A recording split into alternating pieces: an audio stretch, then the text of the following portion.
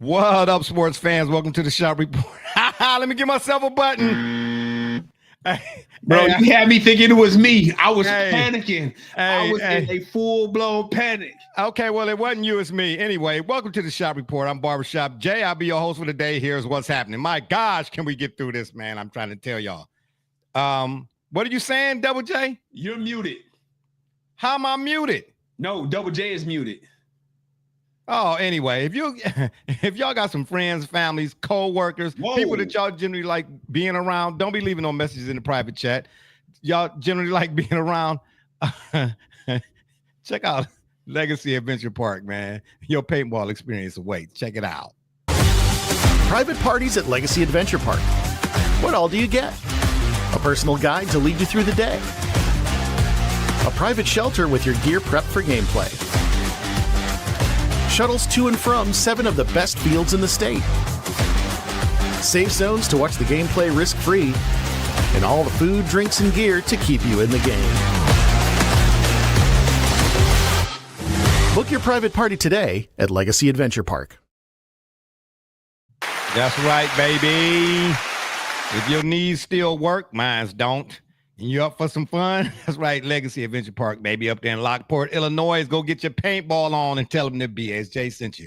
And for my folk out there in TV land, if you want to leave your questions or comments during today's program, by all means, please do so. And we will throw it up on the screen.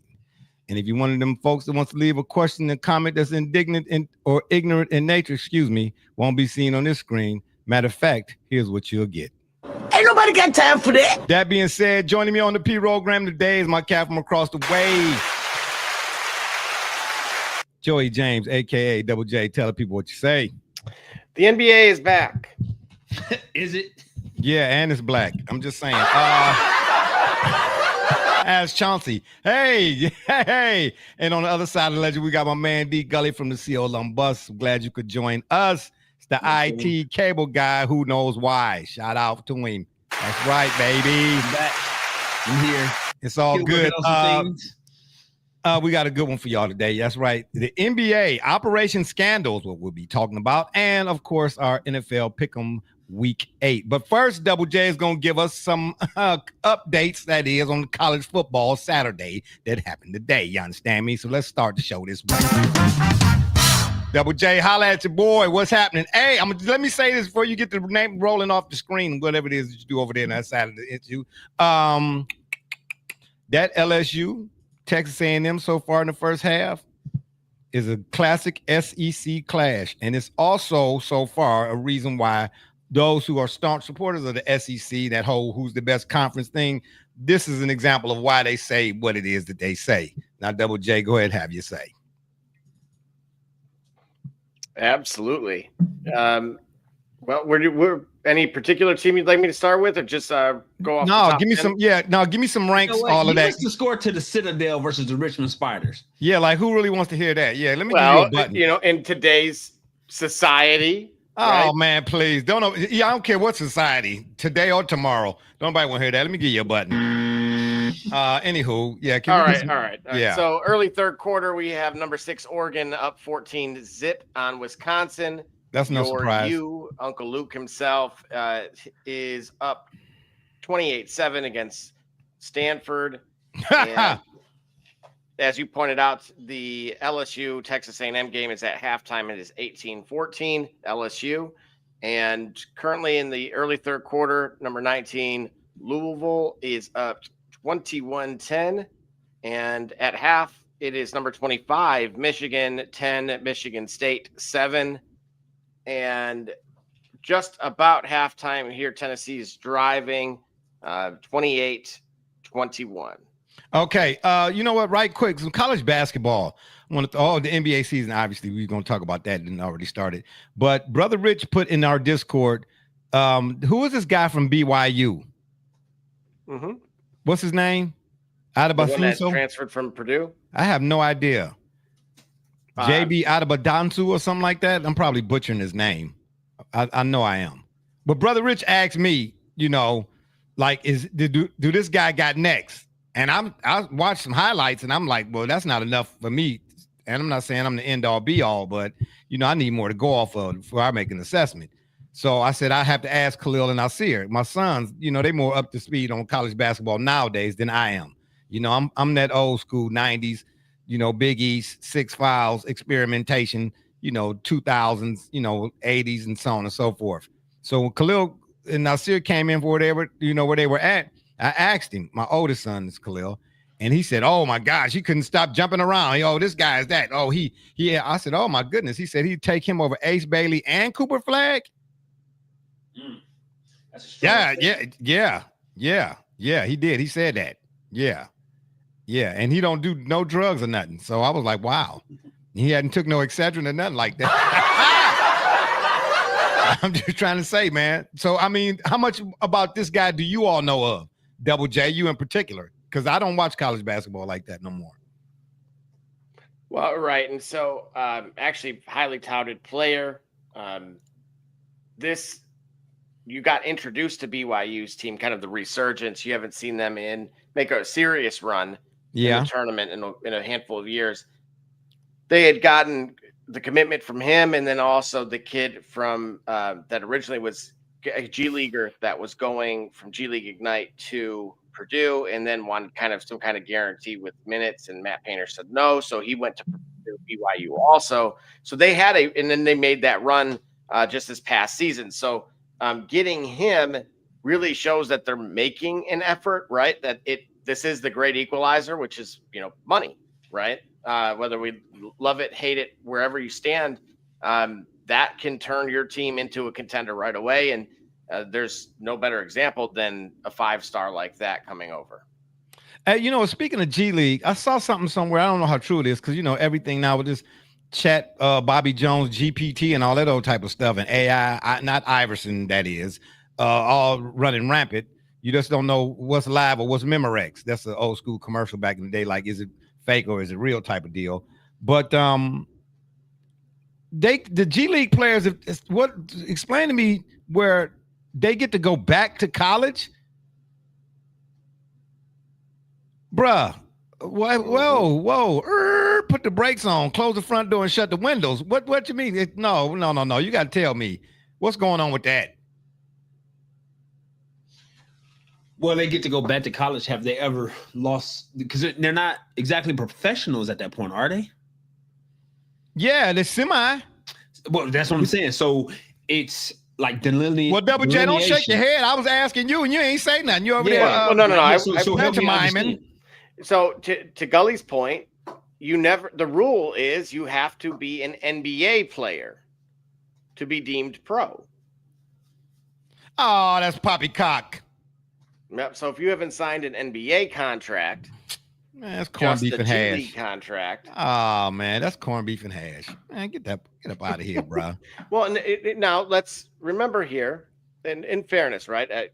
Obviously, Purdue went and got a kid from like Israel or something, and that kid has been playing professional for a handful of years now. I'm not going to get into the world champs conversation here, but. Well, when you say playing professionally, if you're deemed a professional, then how can you be allowed to go back to college, regardless of where that profession resides? Because unfortunately, this is why even LaMelo and those guys, I mean, they went a different pathway, but the rules have since been relaxed, right? So it is, again, the verbiage, right? Because these lawyers are using every loophole that they can get, and they're writing it so loose intentionally, right? To allow for you to get an inch, take a mile, right? Yeah. So what you're seeing is exactly that. Because it's specifically stated NBA, not the Canadian Premier League, then you can come back. Okay, so you don't have a problem with it? No, I do. I have a big problem with it. Look, I understood when the G League Ignite stuff was there and they were offering, I think it was like $1 million to those kids, right? At the time, the closest that I'd seen the universities offering was like $100,000. Like where by the time your 4 years were over, plus endorsements, you were at about $1 million. So NIL wasn't what NIL at that time, what it is now. Correct. So when I look at this, part of me says, well, this is going to be very short-lived because you're not going to see what we were seeing, which is your number 1, 2, and 3 overall guys going to G League Ignite, getting the $1 million, playing against professionals, right? Because they are playing against your G League, Cleveland Charge, et cetera. Yeah, right.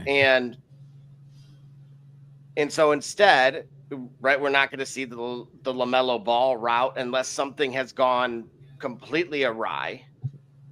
And it should be very few and far between. But for the moment, there are a handful of those guys that can look at this and say, well, wait a minute, I can get more money. I could double dip. Yeah, well.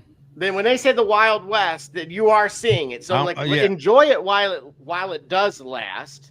Well, only because I'm saying it in this way, because there's a lot less opportunity for kids to go that route now with the G League, because the NBA I was going to say, what would derail it? Doors on it. What would derail it? It seems like something like this, once it catch fire, that's it. It's the whole forest is burning down. No pun intended or nothing like that. I'm just saying. I mean, like, again, what do you do to stop it? It's already in full effect. Yeah. Okay. Yeah, that's what I want to say. Yeah. Yeah. I mean, hey, listen. I've always been for players getting they just due, especially after watching that special years ago now, when Chris Webber and the guy from one of the guys from the Sports Reporters, they were walking through downtown, Michigan or something like that, was it? And Webber was saying, but it's still to some degree happening right now, because Teddy Bridgewater, he got basically ousted for impermissible benefits in high school, if I'm not mistaken, right?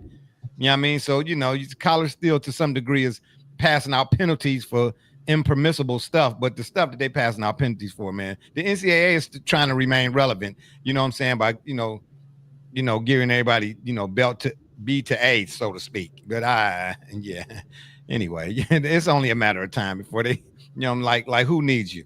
You know what I'm saying? Any more scores right quick before we go ahead, take another quick break, and then come back and talk about some of this NBA? Absolutely. Don't want to miss this one. Houston is up on number 24, Arizona State at half, 10-0. Indiana, number 2. Oh, yeah. Man. Yeah, IU beat the brakes off of what looked like a much improved UCLA team, 56-6. Yeah, but they don't look like that now. Struggled against South Carolina, but was victorious 29-22. And your Georgia Tech, speaking of B to A, did that to the Syracuse 41-16. Yeah. And impressive win potentially from Lane Kiffin's group. Number 8, Ole Miss, is victorious in Stillwater. Oh, no, wait, that's Norman. My apologies. Yeah. 34-26 over Oklahoma. Yeah, I saw that. Oklahoma couldn't run the ball. Correct. Yeah, I mean, Ole Miss is SEC tried and true. But let me go back to South Carolina right quick. A lot of people have been asking me this whole idea about Lenoris Sellers. Am I saying his name right? Okay. And who's the guy for Alabama? Who's the Sampson? Some guy, isn't that the quarterback for Alabama? I can't remember his first name. They asked me, man, who you think the Browns should take in this next year's draft? I said, bruh, why is that even I said, go to the water cooler. Why are y'all asking me these questions? Because at the end of I'm telling you, when we talk about the Cleveland Browns, yeah, I'm saying it. Yeah, I'm wearing it and I'm saying it. Okay. All right. I'm not one of them people just because I'm from Cleveland. I'm going to lie for you when you're wrong. It's just right when you're wrong. Okay. That's what's wrong with that. Now say that fast 2 times. At the end of the day, bruh, what difference does it make if the Browns got the number 1 pick in next year's draft, or one of the top 5 picks in next year's draft, when the guys who are responsible for utilizing said picks in a manner in which they should be used, they don't have a clue? If you're asking me to assess any quarterback coming out in this year's upcoming draft, I'm not really wild by any of them. I'm not. But if I just had to say, who's the guy that you would say from the pocket throws receivers open? The guy who has anticipatory skills when he's releasing the football. Where's that at on your checklist? I asked that last week, okay? Show me the guy that does that better than any other guy in college football, and that's the guy I'm going to be looking at first. I ain't saying that's the guy I'm going to take, but that's the guy I'm going to be looking at first. You know know what I mean? And to be honest with you, the only guy I've seen so far, and I haven't watched a whole lot of college football, but I've watched a decent enough amount so far this season. The only guy who kind of really fits that bill is Mendoza. Gully, whatever you type in, I can hear it. It just showed up on the screen. I don't know what showed up on the screen. I said, whatever you type in, I can hear it. Well, what I'm typing showed up on the screen. What did it show up? I didn't see it. Where it show up at? On the private chat. Well, that we have as hosts. Say private. Now, because chat you then. want to out me for typing, and then you want to get. Then I just told you. So then, how about that? Now, touche. No, ain't no touche. And I don't like how you said that because you know I need a toupee. Don't play with me. Not today. Well, I just want to let us know.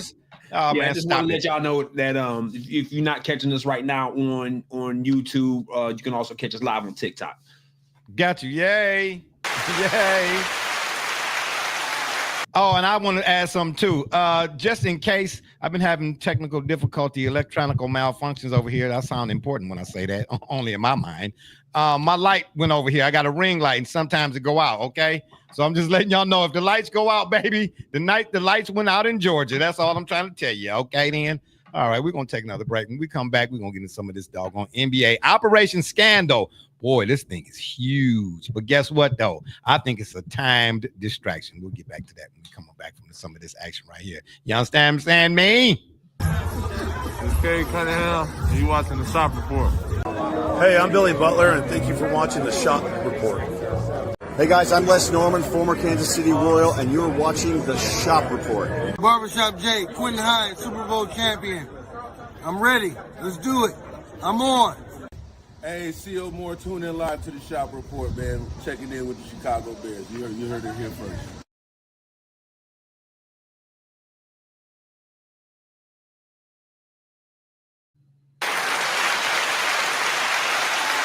All right. Do we need some breaking news? Yeah, because that's what this is. The NBA Operation Scandal, stumbling and bumbling, baby. Where y'all want to start at? You know what I'm saying? Hey, let me get out. There's 3 thoughts I had on this, okay? Because you know I could really go for about 2 days on this whole thing, but I'm not gonna do that. It's people they trying to get to bed, man. It's people that got pajamas with the feet in them. They trying to hurry up and get in them. In my opinion, this is a timed distraction. Is it not? Because the NBA knew about this when Gilbert the Clown got arrested, okay? And for all y'all to swear him down and act like he ain't snitching and all that type of stuff, yeah, okay. That's exactly what he did. I don't get yeah, okay. Is this not a time distraction? I want to know what's going on with them files, okay? Don't have me you sticking your left hand out there and like, ooh, I want to know the other hand. Where's the other hand at? Why are you hiding that one? Let's talk about that one first. That's all I'm saying. Well, you got to remember Terry Rozier was suspended before the raid on Gil's house. Yeah. Hey. Okay. So what I mean is, even though they weren't necessarily directly, the two were not affiliated with one another. Not Carmelo. Gilbert the Clown helped him connect the dots. He went in there and got his usher on, bro. I'm trying to tell you, these are my confessions. Well, he had to have. Yeah, of course. Again, all you had to do was name names who was a part of the. Of course. He was like, they was like, we got you dead to rights. So you're gonna need to do one or two things. Either gonna go up there and be somebody's Brenda, you know what I'm saying, or you gonna give it to us. Brenda got a baby. I'm just saying, because they would have tried to make sure he had one. I'm just digressionizing. Or either you gonna give us some of this Splendor. And he was like, hey, give me an ink pen. I'm gonna put it in the blender. Hey, they gave that boy a cheeseburger and a Coke with some. That's what I was gonna say. What meal did he get? They gave him that. Hey, and he was like, he was like, where the microphone? He was like, is this thing on? Man, please. He was singing on the dock of the bay. He came out of there, man, 27 minutes. I was like, dang. I'm just like, wait a minute, hold up now. I ain't saying it proudly, but I did time, okay, in the penitentiary. Bruh, for the Fed case, now mine was state. Right. The feds get you and they let you go in 7 seconds? Oh, man, please. Man, please. No. And then he had the nerve. I don't watch his show, but he had a nerve to go on his show and call himself like trolling. Yeah, you can play it off if you want to. Yeah. Yeah. And then come on, man. They make Chauncey Billups the face of this whole thing. That's what I was trying to tell you guys. I'm like, they literally said like this is La Costa Nostra, and it's like, come on, bro. Who is? Hey, where is John Gotti? In forms of media, no matter what happens, they love to put a black face on parade. Of course. Oh, what you mean? Yeah, you know what I'm saying? Especially, hey, listen, hey, man, don't even get me started. Hey, but understand this, and I'm doing well. See, hold on, and I'm doing it. We're 21 in. Well, we haven't gotten to some of the. You got any details? Just for the like fans. The X-ray that you can see. We're gonna let Double J do the details. I'm just right here. I'm just kind of giving bullet points. Okay, y'all have any mention where some of those games were played? Oh, come on now. But wait, we're gonna get into all of that. All right. But let me get through my three, okay? Well, we already kind of covered one, but Chauncey was wearing the Clutch hoodie. That mean what, if anything? Right. Huh? And again, why the selected faces? The way they told it, the mafia is involved. Well, Chauncey Billups don't look Italian to me. I'm trying to say, neither do Damon Jones, neither do Westbrook, and all them other folks they're trying to implicate. You know what I'm saying? All I'm seeing is, one side of the crayon box is all I'm saying. I mean, all these names and all of these folks are supposed to be involved. You know what I mean? Was it everybody just from the Cosby Show? I mean, you know what I'm saying? Or the Cosby Kids? I don't know. You know what I'm saying? Or was it the Brown Hornet? I'm just asking a question. You know what I'm saying? Help me to understand. But believe me when I tell you, this is a distraction, bro. If they already knew this was going on, why now? And then Cash Patel, if I'm saying that right, he do a post. Oh, he needed a win. He needed a win. He needed a win bad. And he went on ESPN, bro. Right. Like, when does that happen? You know what I'm saying? When do you see the White House logo behind the guy on ESPN? Exactly. I mean, come on, man. I'm just saying, bro. Y'all, help me out. Help me out. So, Double J, if you want to the floor is yours. Give us some details. Because it's sure no smell. Yeah. So, wow. What's in that cup? Let me ask, where would you like to start? Don't worry about what's in this cup. The cup don't run us over. Don't start nothing over here, baby. Not today. You understand me? I done had my Metamucil already too, and I didn't change my diaper. Boy, your boy, the pen is mightier than the sword. Just keep talking here. Go ahead, Double J, before you was rudely interrupted. So again, basically the concept was this: there was a recruiting that would take place, in which one unsuspecting individual would not realize they were the target during these games. The hands were fixed, cards were pre-marked, basically everything that would give the house an even greater advantage and actually know what your specific hand was, utilizing X-ray machines below the tables itself that were being played on. Okay, so that sounds like Chauncey. I mean, really? I mean, I don't know the man, but come on now. That seems a little bit too detailed, you know what I'm saying, for him to be able to come up with that, you know what I'm saying? Ooh, let's put hidden cameras in the cards. So, yeah. Bro. Right. So, where and why? That's the thing. Like, who was invited to these games? Well, it sure wasn't neither one of us. I'm glad. Yeah, me too. I don't got that. Yeah, for real, because I couldn't afford it. I ain't even got it. Yeah, according to one of the reports, it was utilizing the celebrity of Chauncey and Damon Jones as to like, hey, you could come play in a game with them. Where were these games played? Well, I will say this. There were 30 arrests, and so we know of 2 people. Yeah, exactly. Come on now. Hey, listen. 1 + 1 ain't 23, y'all. I'm trying to do the math on this. You know what I mean? You say 30, but I only see 2. You know what I'm saying? Now, if you want to do Pythagorean theorems and dividing and and all that old type of stuff, you can go right ahead. But I just okay. All right. Okay, yeah. Wow, look, Getty Images is in on it. Oh, Getty didn't get in. Getty. Okay, then Getty. Let's see what we got. We I got probably should have spaghetti. mentioned that. We probably got to, man, listen. Oh, for informational purposes only. We're trying to help understand what's happening for the public. So I guess that'll be our Yeah. that's what we're going with, because we really need to be able to understand, and it's for informative purposes, right? All right, so you want to explain this, Double J? All right, so the X-ray table, chip tray, and shuffle machine reads the cards. All right, then you got a wingman. I wonder how dude in the suit, in the blue, I wonder how he get the information. Some sort of electronic device or something like that, and like Morse code, maybe. It seems right. X-ray, yeah, because if you're talking about an X-ray table, a chip tray, and a shuffle machine, two of those things, all three of those things are electronic, if not mechanical. So there's got to be some type of it said right there, details sent to the quarterback player by phone. That's step 3. Step 3 is okay. Yeah. Okay. Oh, okay. So number 2, the guy in the blue sent it to the guy in the purple. Or whoever. Right. Okay. Oh, he secretly signals to colleagues. Yeah.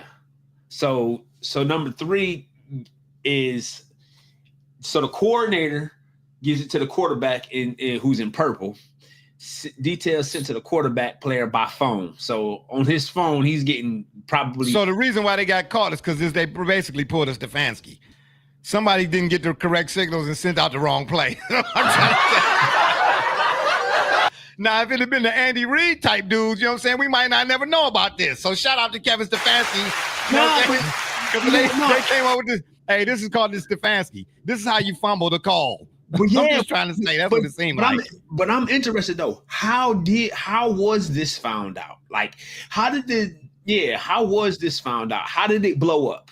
Hey, okay. Without actually knowing that, all right, I'm just gonna hypothesize here. Mm-hmm. In the same manner or of the same ilk that they got how Deshaun Watson got hemmed up. And I'm not talking about the cases with the where was he going to the massage parlors? I'm not talking about that. I'm talking about Deshaun Watson was everything and then some in Houston until he decided he didn't want to be in Houston no more. Then all of a sudden, all this stuff comes out. They had a card, bruh. They pulled the card.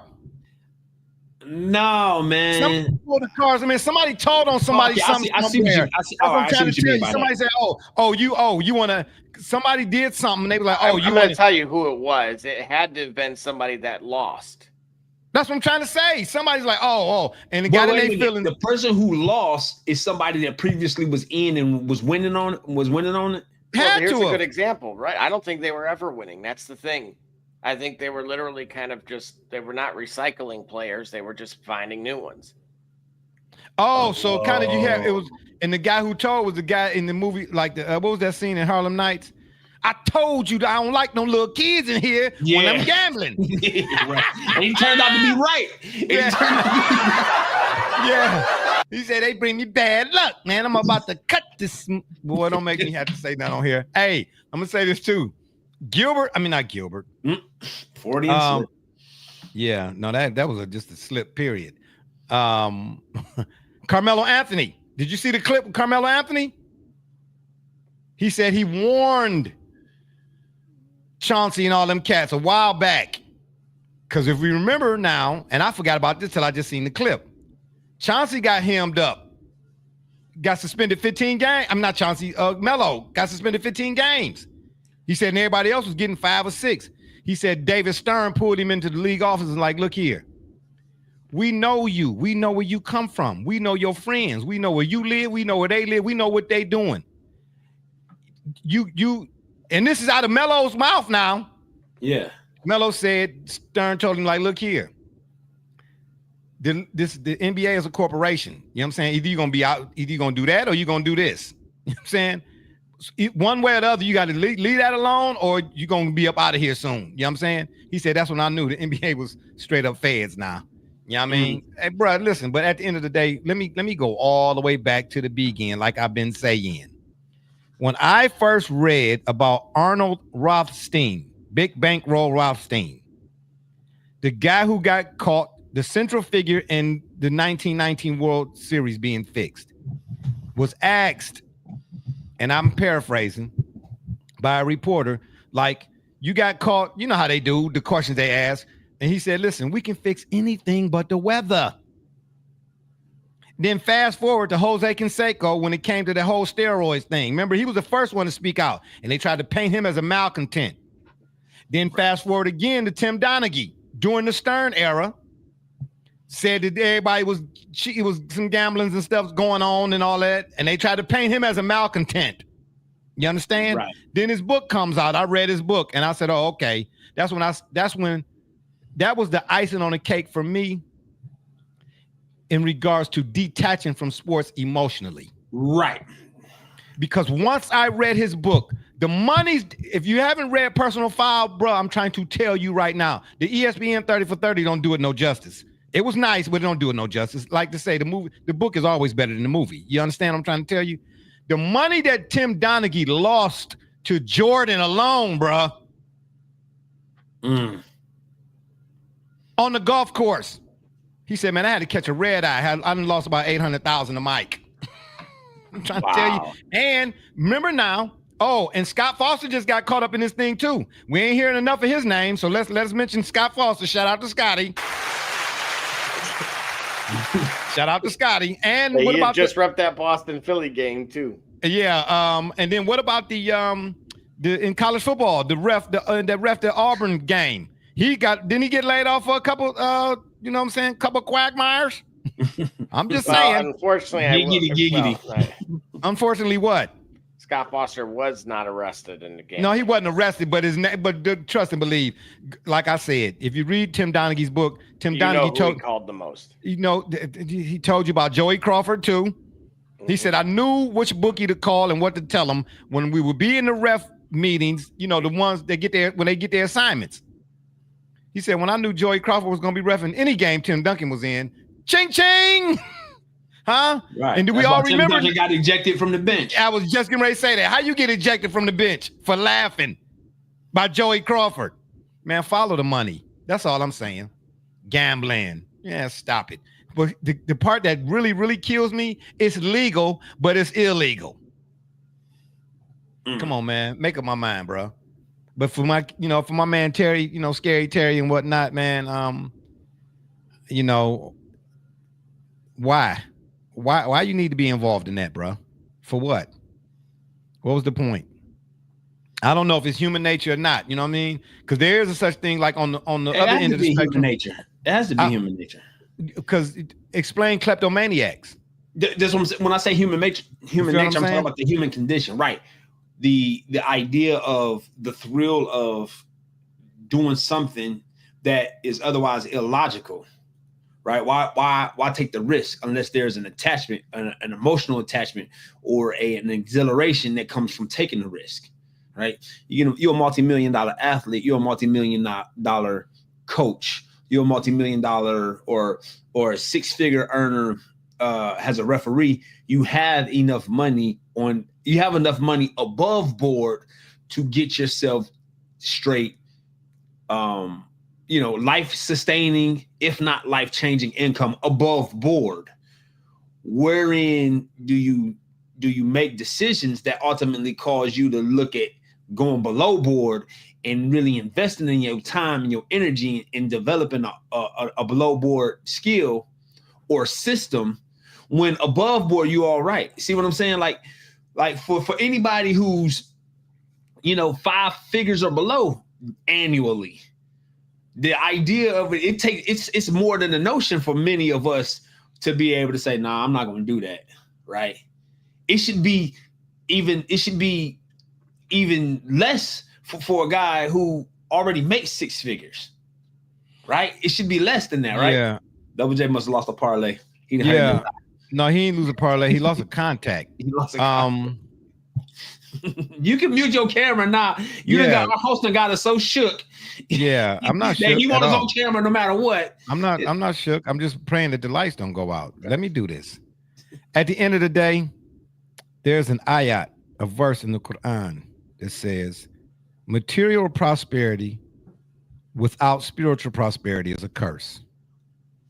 when you are so materialistic and getting the bag, that's all that you see.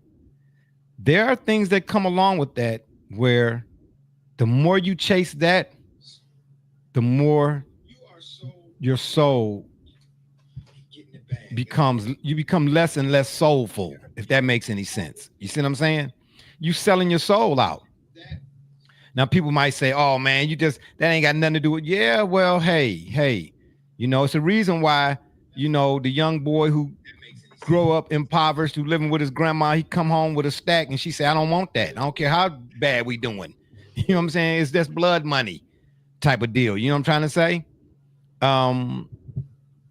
I just, the way he came up, if you know his story, Scary Terry, one would think that was enough of a culmination of life moments that will make you say, nah, I don't want no parts of where I was. You understand what I'm saying? Because I don't know nobody from Cleveland and then got that kind of money that he got. Right. And it ain't about just the money. I'm just saying, you know what I mean? You had more than enough to do what you want to try to do with whatever you were trying to do. Yeah, if you have, and I think the idea of it is overall, looking to your left and to your right, and the dangers in that, right? Why horses have to have blinders. Looking to your left and to your right, you probably see guys that are under contract that aren't doing what you're doing, and they're getting more than what you got, aren't putting in what you put in, and getting more favorable conditions than you have, and so using your but means. Here's the thing though, Gully, but from my understanding, man, he'd already, how much he was owed 26 million, or he already got 26 million? See, that, understand what I just said. If you look into your left and to your right, Terry Rozier. Yeah. Oh yeah, bro. No, there ain't no way I'm doing nothing with that kind of pay. But that's what I'm saying. If you look into your left and to your right, you're looking at, you probably see, it's probably things that he saw or that he knows that he's aware of, especially because if you have enough money, you have enough, you know, there are layers to industry and to the orchestra that you're able to pull back. So you're able to see things. You have enough money to be able to get you insight that others may not have. So again, when you look to your left and to your right, you probably see things going on that you maybe feel some type of way about. You know, guys getting advantages that you feel like they don't deserve. Or you putting in more effort than other guys and they get in favorable conditions. So this is your way to balance that equation. Instead of just looking at the fact that regardless of what everybody else got, have I earned enough with my talents and my abilities and my dedication to take care of me and mine, irrespective of what everybody else doing? Because come on, let's be all the way honest for real. So do you do that kind of stuff knowing that you already well off, but did you do that kind of stuff because you still, despite how old you are, you're still dealing with some sort of peer pressure? Of course. Like you feel like you gotta have whatever, like if I ain't got you measuring your standards by somebody else's standards, or you measuring your pockets according to their pockets. Right. But really, if you look at your pockets, you'll see, you know what I'm saying?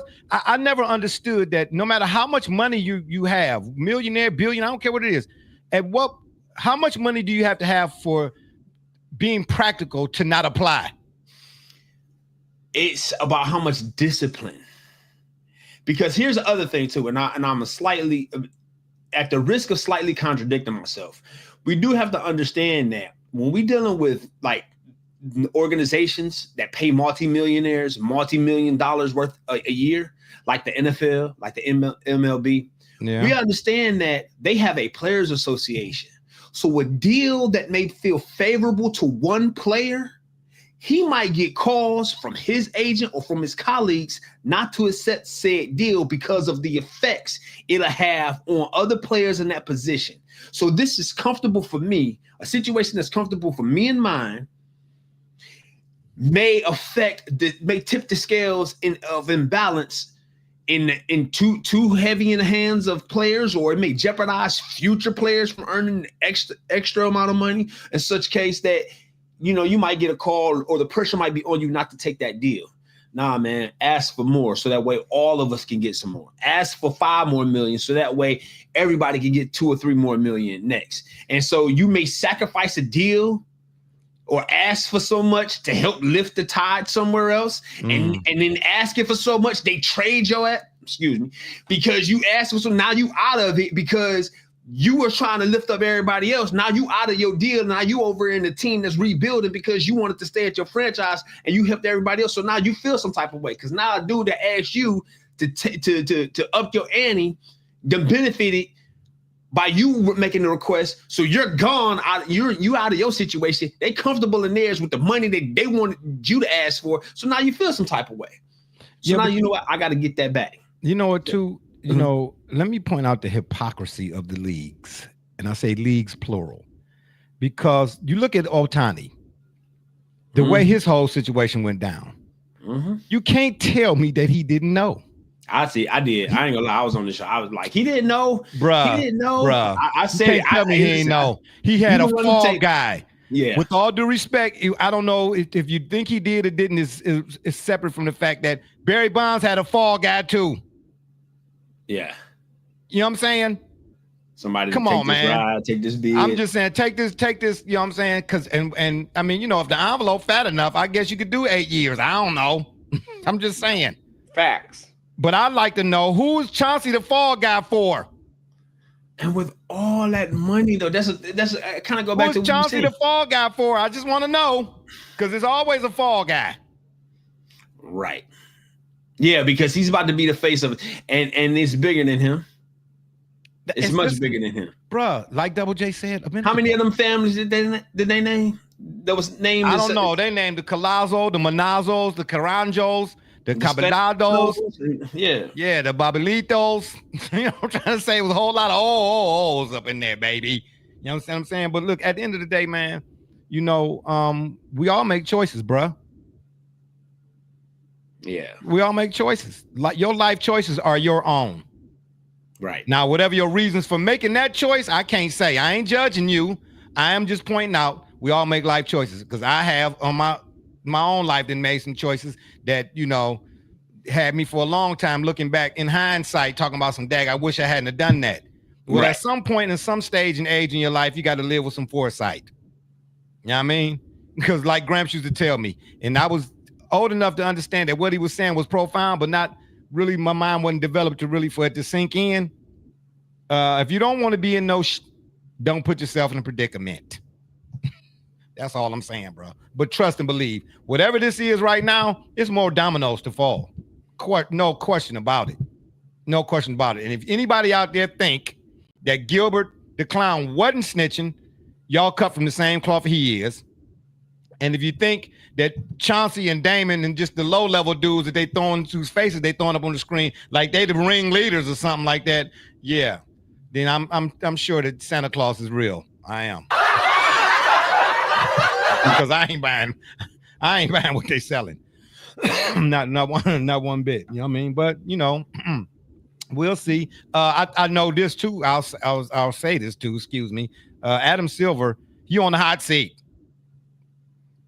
Because it's one thing about David Stern. Somebody said, man, you know, they kind of surprised by all of this. I said, bro, don't be surprised. But if you go back and look and see, anytime you got money in sports and gambling, it's no integrity. You know what I'm saying? No honor amongst thieves. Look at boxing since 1920. It's folks been taking dives since then. Okay, so, and then the guy from Arizona State, the point guard back in 82 or 83 got caught point shaving. Look at Emmanuel Clase. He can't never see a Major League Baseball team again throwing balls in the dirt.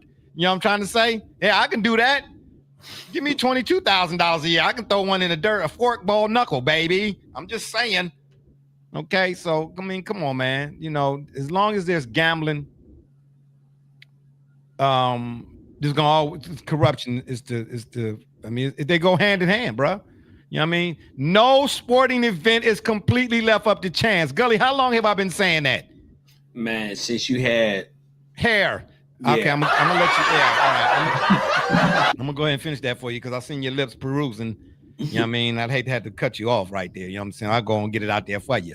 I'm just saying, man. No sporting event is completely left up to chance, bro. I stopped gambling a long time ago. I bet on myself. Right. You know what I mean? But what I look like betting on something that ain't got, and I ain't involved in it. And then they got the nerve to promote it. Hey, FanDuel, DraftKings, no plug, but I'm just saying, you promoting it, but then gonna put that 1-800 number at the bottom. If you got a problem, try to say what? That's what in the oxymoronic type of manipulations is this? What we doing? Like, yeah, come on, man. You know what I mean? And I say the same thing in regards to, even though we talking about grown men again who should know better. As I was saying about the whole when the NIL and all that stuff first came out, people had a whole big problem with that or whatever it is. I said, don't hold the player, solely culpable when they didn't create the system. Right. They only partaking of what's been put forth before they was born.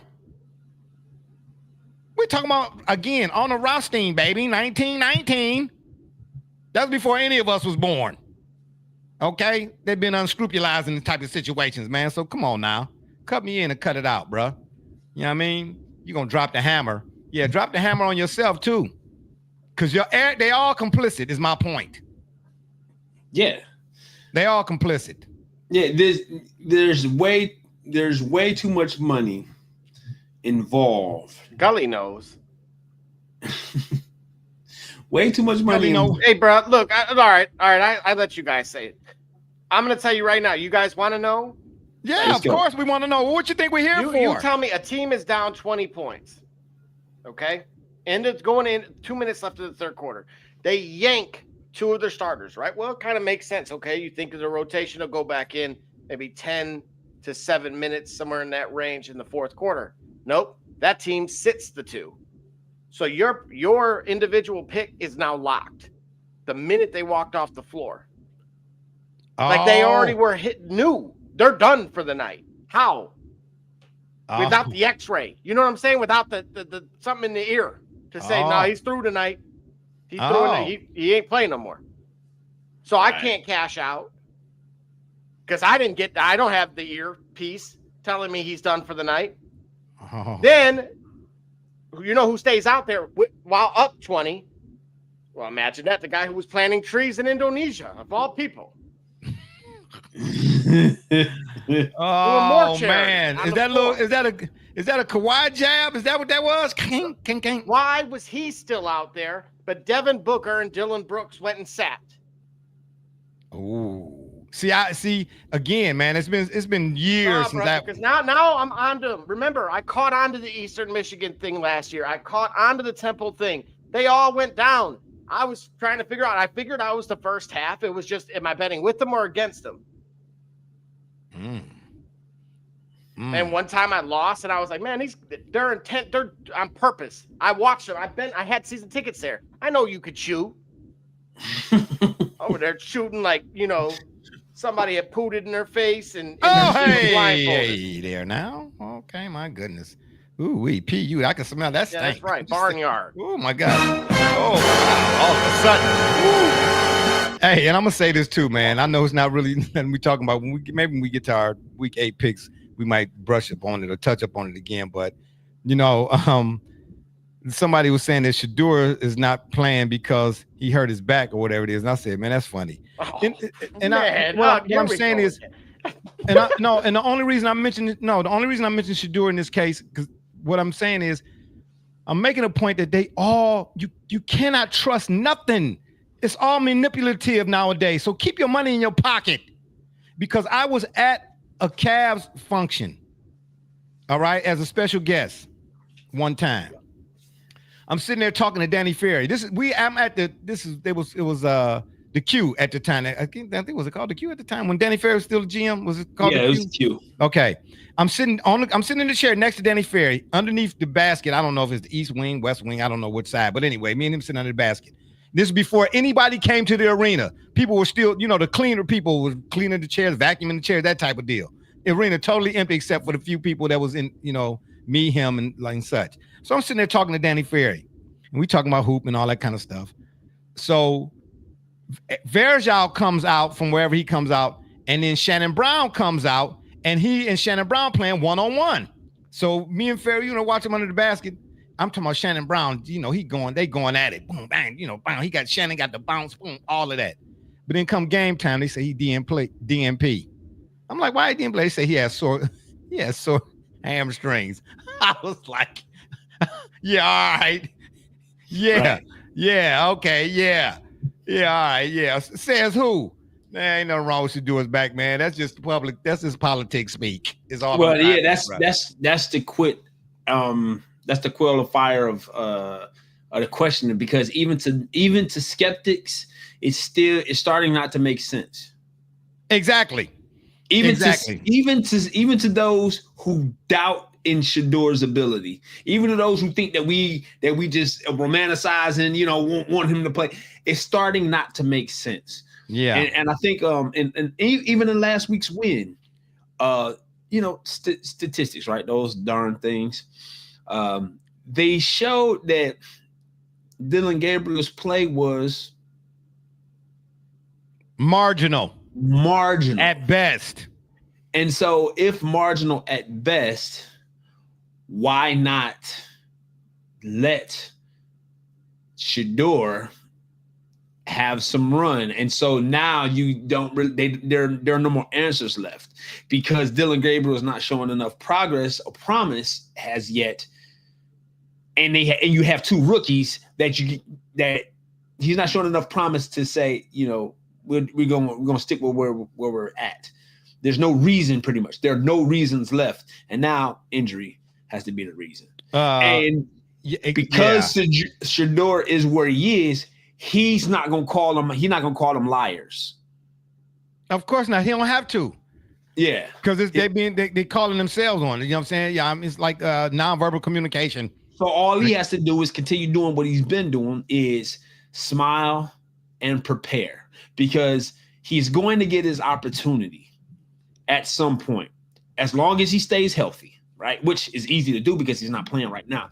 So as long as he stays healthy, learns the professional atmosphere like he's continuing to do, learns how to play the game in practice, and every rep and chance that he gets, by the time he's ready to play, he's going to be so far ahead. Remember this. Patrick Mahomes' first season, did he start? No, Alex Smith. Exactly. Alex Smith.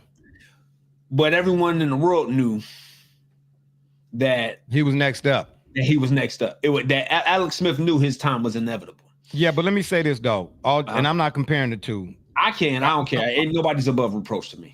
No, nobody is. No, I'm just saying what I saw from Patrick Mahomes at Texas Tech, man. Shedeur was cold at Colorado, but Mahomes you could tell Mahomes was completely sure. Different. Yeah, and I'll just say, I get you saying for the sake of context, you know what I'm saying, that he didn't start first, but he was more than ready when he did get the opportunity. Correct. And has talent, to your point though, as talented as Mahomes was coming out, he could have certainly started as a rookie. Right over. Yeah. Alex. Okay. Got you. Okay. Yeah. He was more than capable for sure, and he showed up. But what did that red shirt NFL year do for his overall career trajectory? Yeah. Well, I mean, by right, I would say the problem with the analogy is Andy Reid. Kevin Stefanski is no Andy Reid, so that's probably where we might have some. We might have a problem. Yeah, because ain't nothing about his offense that would tell me that he gonna at least test the defense and make them have to defend every blade of grass. You might not have the horses, but my gosh, make them get over there to the time. As far as Shedeur though, right quick, man, proper preparation prevents poor performance, and hard work beats talent when talent don't work hard. Right. You know what I'm saying? Stay committed to them two things and making sure them two things is on the plus side, and then like character. I don't care what they say about you. You know what I'm trying to say? It's going to stand out above all. You know what I mean? We're going to take another break. When we come back, unless y'all got last word on the whole NBA Operation Scandal. We'll never get out of here. Yeah, that's what I didn't think so either. When we come back, we're going to get into some of our NFL Week 8 pick'ems. You understand me? And again, before we even get there, once we get there, please do not make any picks based on me and mine's going to FanDuels or DraftKings. These no plug. picks are only for recreational purposes. They are not intended to be a guide or a guarantee of said results. If you have a gambling addiction, please seek professional help. We are only here for entertainment and only here for Live Manager. Thank you very much. Okay, well, I mean, way to steal my scene. Let's do right. Don't do that. Oh my gosh. Cleaning the cracks on your pavement surfaces can take hours and be torturous on your body. Until now. Buy Cracky Weed Removal Tool was designed specifically to clean pavement cracks in a fraction of the time, all while standing up. Buy Cracky's patented design incorporates a two-sided steel blade and is encased by a durable fiberglass shell. Simply use the large end to clean big gaps, then rotate and use the small tip for narrow gaps. Made in the USA, Buy Cracky eliminates weeds to the root and is environmentally friendly. Buy Cracky. Save your back while you clean your crack.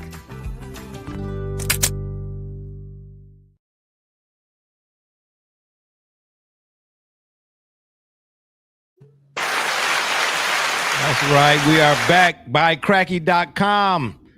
Go to Amazon.com, that is, and get you some. All right, fellas. Before we get into our Week 8 NFL pick'ems, Double J, can you give us another round of the college football scores updates? But before you do that, even we got a comment here. Let's see who it is that's commenting. Who is that? Is that Miss Alva? Shout out. Is that Miss Alva? Yeah, that's Miss Alba. She said, "Dang, Gully, can you write disclaimers for me? That was great." Yeah, exactly. You know what I'm saying? Hey, man, don't be stealing my thunder, bruh. What's up with that? Is anybody there? Hello? Oh my gosh. Yeah, thank you. I mean, can we get some college football scores up? Can we get the updates first? My gosh. Yeah, end of the third, Michigan 24, Michigan State 7. And Michigan who? What kind of state? Yeah, Michigan is up 24-7. Oh man. So Sparty is kissing his ass, huh? Oh wow, man. Ooh, that can't be nice. Keep going. Early fourth, Louisville up 28-17 on Boston College. Number 3, Texas A&M at the end of the third is up 35-18 on LSU. What? Oh, the front door, close the windows and shut the doggone daggone deep freezer. Bruh, well, before we started the show, this LSU was up 30. Yeah, all right, Miss A. All right, yeah, got you. Before we started the show, LSU was up 15-14, going in a half. Yeah, 21-0 in the third quarter.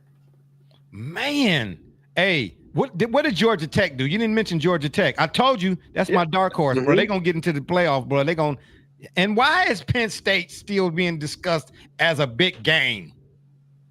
I know that was a lot right there, right quick, but sometimes, at my age, your thoughts just run into each other sometimes.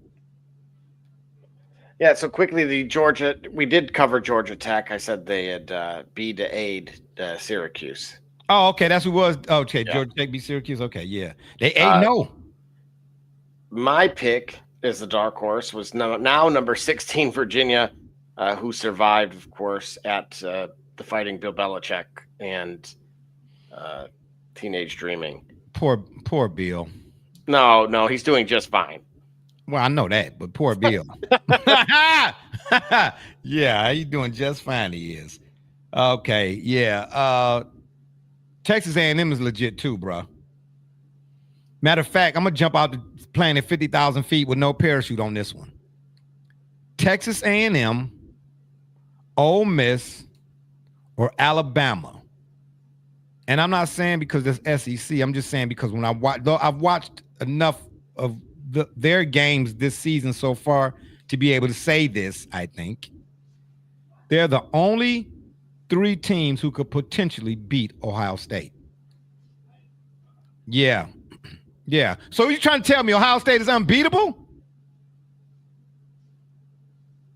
No. You can't. No. You can't be definitive on one side and then do like Mike after he hit 73 threes in that game. Like, I don't know. No. Well, Texas did beat Mississippi State on the road in overtime. Oh, please, man. Mississippi State, man. It was a hangover from the night before, bro. It was probably homecoming week or something. Don't do that. Right now, man, please. Texas is garbage. Hot garbage. Whoa. Okay. Well, snappy dude back there, little snappy dude Jackson. Whoa. Yeah, like me halfway dizzy right there. Say that fast 2 times. Yeah, but I'm not. So whoop-de-doo, man. You know what I'm saying? Okay, wow. Yeah. Texas A&M is legit. You know, what can't they, what don't they do? Who else do you see in the country potentially beating Ohio State in a playoff? Don't say Oregon. You know what I'm saying? Because at this point, it will only be Oregon because they got, what, cute uniforms or something? This is ridiculous. Ohio State. What? This would be as good as any year for them to repeat because I don't really the team that's out there. I don't know of any right now. They're kind of it's a fortunate down year. It kind of seems down year for what? College football? For the rest of college football. For like the what team is usual that strong? suspects, right? Yeah. What team? Like to your point? And I just named 3. What you talking about? What's what? I said Texas A&M. Okay. Ole Miss. Okay.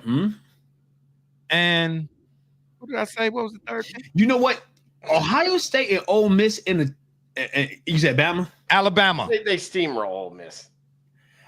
Oh man, please. You know what? Please, no, man. what I'm saying is, Come on, what are we doing here? When was Ole Miss ever good? With Archie Manning? That is this year, bro. This year. This year. Stop penalizing this year. No. They got Lane Kiffin, bro. Don't do Lane Kiffin like that. Number 1, 2, 3, 9, and 10. What was he notorious for? I don't know what was. He's right. Past tense. We all, Double J, we all can change now. Who I am ain't who I was. Don't do that. Okay. And don't penalize this year's Ole Miss squad for whatever they were not. It's an obscure matchup, right? And it's one that I think it's an obscure matchup, and it's one that would likely give Ohio State as much competition as any because when in the history have these programs ever clashed? And then Double J, okay, so if you're gonna make the statement that they can't, add context as to why can't they not? Do that even make sense? Why can't they not? Too one-sided, too one-dimensional when it comes not a complete team. Who? Ole Miss or Texas A&M? Ole Miss. Ole Miss. You're right. By default, I think Texas A&M is the closest, assuming that it's not IU. That dude's first of all, I don't want to hear no more about small market no more. My bad. Because IU's paying that coach football, mind you, $11 million. Well, small market was only to those who wanted to be small-minded in the moment. Small market ain't never been a thing because I kept saying that the Guardians, formerly the Indians. I mean, if Cleveland ain't considered a small market, I don't know who he is. At least on paper. It is a small market. Yeah, it's not no small market. Small market based on what? It's a small right, like the Rockefellers didn't make their, didn't cut their teeth there. You know what I mean? Yeah, the Rockefeller. Yeah, Bradnall. Hello. Whoa, wait a minute. We talking about textiles, and we talking about textiles and sports. No, what we're talking about.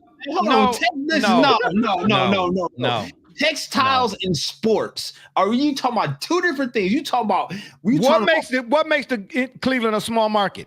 There are 400,000 people inside of Cleveland municipal area. Cleveland. Listen, we're not talking about small market, right? No. Question. No. Answer. No. First of all, you're right. No. There are 400,000 people inside of Cleveland municipal area. If you add the metropolitan area, which includes the suburbs, I think we're talking about I think we get upwards near to 2 million. Okay. Hold on. Let me rephrase. Okay, what makes Cleveland a small market in terms of the sports landscape? Then let me say that because now you're talking about geographic. If you talk about population, I ain't talking about population. You have to talk about population. No. Listen, in terms of sports, they can't compete payroll wise. They say small market as in the Yankees and the Mets can afford a payroll of what, Double J? $355 trillion? I'm being facetious and sanitary. All right. Okay, so ask yourself this question. If you don't believe a small market, a big market, as well as those teams has performed, how much revenue do the New York Mets generate compared to the Cleveland Guardians? I don't know, but I'll tell you what. That's going to tell you your answer about small No, and it big ain't gonna market. tell my answer because guess what? How many times has a small market, quote unquote, have the Guardians Indians played in a World Series than the New York big market Mets? Their ability to recruit and develop talent is separate from their marketability. That's why every single time our stars are up for a contract, they leave. Okay, but have they been able to compete? You ain't answer my. You just you went over. nothing. You just went over my. You nothing. just went over my. All right. Have they been able to compete with those teams that make more money than them? When he was time for his big contract after he served his rookie year. Hey, listen, I'm not saying that he left. As did he left. Where did he go to? Where did he go to? Did he go to another? Did he go to the Brewers? I don't know. No, they go to the same 5 teams all the time. The Dodgers, Mets, Yankees. Okay, well, let me ask you this. Red Sox. Okay, I'm gonna give you that. And okay. Rangers. There are 5 major markets. As a small market. Go ahead. As a small market team, the Guardians or whatever the case may be, the Steelers, the Green Bay Packers, the San Antonio Spurs, have those teams been able to compete with those cities that are considered to be big markets consistently? Yes. Okay, that's all I'm talking about. No, that ain't what you're talking about. That ain't what you're talking about because people listen, because I told you already this. I've been saying this. I said the worst thing that happened to the Cleveland baseball franchise was that they did not win the World Series in the 90s. And you know the reason why I said that was the worst thing that could happen is because to your point, those teams. Don't give me credit now. I've been saying this. The worst thing that happened to that franchise is that we didn't win a World Series in the 90s is because by us not winning and competing, we would sell out. We would maximize how much revenue we could generate without actually having to win in order to continue generating that revenue. If we had won a World Series, then there could have been the possibility that, hey, listen, in order for us, the bean counters, those who manage the money in the franchise, there could have been the case that, hey, man, we really got to go spend some money for us to get back or to win one. Because the Cleveland Guardians never won a World Series, despite being the best team in the decade, that was the incentive to say, you know what? All I have to do is make them competitive. I do not have to pay. And if I spend my time working on developing a farm system and finding the best minor league talent, I'll never have to do what the Yankees do in order to get the most money that I can get. I'll never have to pay $700 million to a Shohei Ohtani. I'll never have to pay $600 million to a Aaron Judge or Juan Soto. And you're making my case for why I don't like this stigma or moniker that's been attached to small market teams not being able to compete with the big market teams because of payroll. Because of the lack of payroll, if it's tried and true, then teams like the Guardians and the Spurs and the Steelers should never, ever have been in the big dance. It should always be the teams who can pay the most. But we've seen on more than one occasion the teams that don't have the money always sitting right there enough more times than they should be with the teams who got the most money. That's why I don't believe in small market and this mentality or this stigma attached to, well, this is a small market. That's why they didn't win. No, they didn't win because Clase was throwing balls in the dirt. Not because the Indians can't compete payroll-wise with the Yankees or the Mets. Okay? And in 2016, the Cubs. Yeah, so wow, the Indians were right there too. Hey, and did the Indians not have 3-1 leads and 2-1 leads in some of them series? Are you saying small market doesn't exist or small market is no excuse? I'm saying small market is no excuse. Got you. All right, and I agree. Okay, then that's all you had to say. I mean, dang, you took up 18 no, and a half, 17 minutes. Small market don't exist. Don't tell you nothing. No, you said small market don't exist. I didn't say it didn't exist. Let me give you a button for that, though. Yeah, anyway, let's get to some of these NFL pick'ems, this week 8 pick'ems. Double J, what you got to say? Yeah, nothing. I shut the house down, baby. Anyway, wait, we got another comment up there. Miss Alba's weighing in. I don't know. Should we show that last comment? Hey, oh, yeah. She had her TED Talk. Yeah, Double J, did you TED Talk it? Or you been on the couch? Anyway, that's another story for another day. We're going. Hey, should I show that last comment? What's that last comment? I got on glasses and still can't see nothing. You know what I'm saying? But I tell you what, if you owe me some money and you short me, I'm gonna be like Ray Charles on that. You know what I'm saying? Same time. Same time. What you say? Nothing. Okay. Anyway, let's get Double J. Handle the comments for me, please. Let's get some of these week 8 picks. All right. Should we get a drum roll? Maybe so. No. Okay. No. How about that? Is this the first game? Dolphins at the Falcons? Mm-hmm. No, there's no international games next week. I mean, tomorrow. All right. Yeah, there's no international games, Double J? Correct. Hey, I tell you what. Yeah, do that. Blow that up. Better to be global than local. Anyway, that's another story for another day, too. Dolphins at the Falcons. Double J, what's the spread, Zed? All right. And so we have here -7. Oh, wait.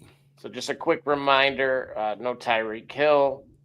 And otherwise, I believe everyone else should be good to go.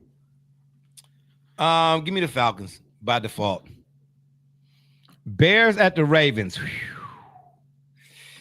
No Lamar Jackson officially. Oh, dang nabbit. And the Ravens are at home though. Who quarterback? Oh, yeah. You got me. Got you back. Rumbling, bumbling, stumbling.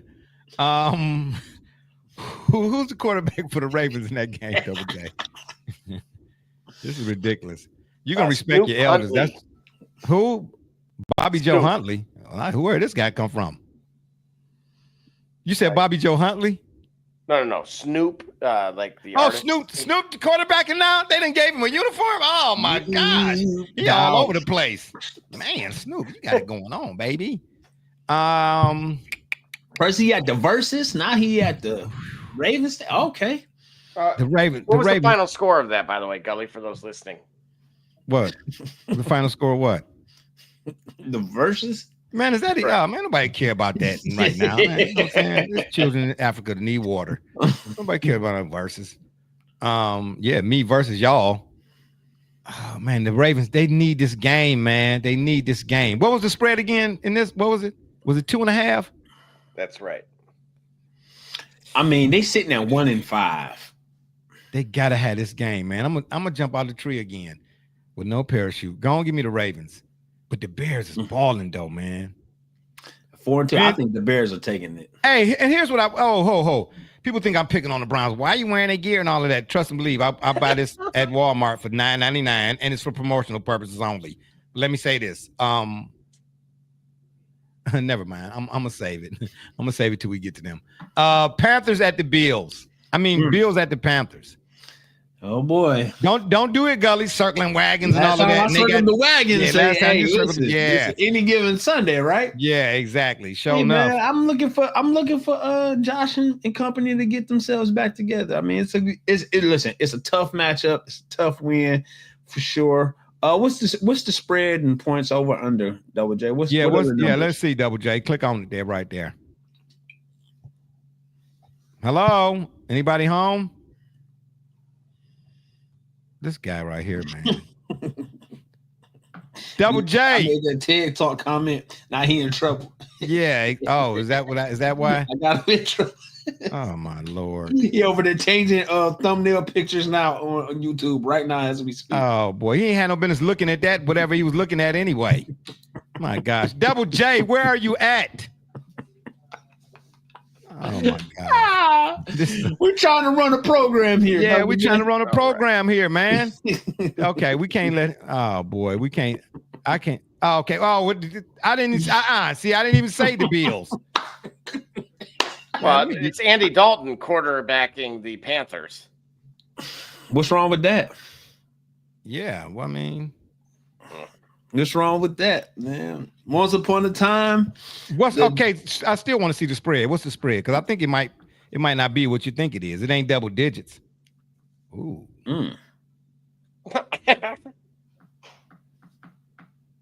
Now, do we want to change the format and start picking ATS? Hey, don't you cuss at me. You ain't lying. Well, that means against the spread. Against the spread. Nah, because because I'm just The only reason I asked for the spread, I wanted to, so I'll know. It helps me to determine who I'm gonna pick, which team I'm gonna pick. But I'm not really going all the diving deep all like that into it. Hello. Yeah. What did you say? I said, give me the Bills, Double J. Oh, you get to circle the wagons. Okay, so it's okay when you do it. It's just cool when highlight. they do it. Hold on. I'm not circling nothing. I'm just highlighting who I think will Well, win. you just circled that team right there. I didn't. How is that a circle? Go back to it, Double J. Do that look like a circle to you? I see a circle. I see That's a half rectangle. circle. Well, what's that piece missing? That's a half circle. Well, half of what? A half a circle. Okay, then. So you can't have a circle if you got a half a circle. Well, how you gonna circle a half circle if you ain't got a circle? Oh man, please! If you could chuck wood to a wood and chucking, I don't know nothing about that. Jets at the Bengals. Man, it's time for the Jets to get a win. Oh my gosh, but I don't think it's gonna be this week. I believe. Actually, I'm very unsure of who's quarterbacking this team. They're both hurt. Who? Flacco the owner was in England. Flacco hurt? Team. Well, no, like I can't tell. Like, you know how the politics of all of this? Yeah. The owner was at the soccer game, like, hey, I pay these guys a lot of money to make those decisions. And then they went back and asked the coach, Aaron Glenn, about it. And he was like, well, yeah, he's kind of right. And we're going to try to play this guy, which was, I think the owner wants Justin Fields. The coach does not. Sound familiar? Kind of like the Browns ownership kids. All wearing Shedeur Sanders jerseys at the sideline. Hey, listen, if I'm not mistaken, Justin Fields is the first player to start 5 games and not throw an interception and be winless. Yeah, bro. But if you watch film on him, and there's no knock against him per se, whatever Ohio State is at the wide receiver position, they are the exact opposite at the quarterback position. Well, I don't know. CJ Stroud. All right, I'll give you that. I mean, and Stroud was like his immediate successor. Yeah, I'll give you that. But let me add a little bit more detail to that. What I'm saying is, you could go throughout the list of Ohio State wide receivers the last 4 or 5 years, and there's a string of them. At least 10. Right. Consecutively, bang, bang, bang, bang, bang. But when quarterbacks, you got to, look through the bag.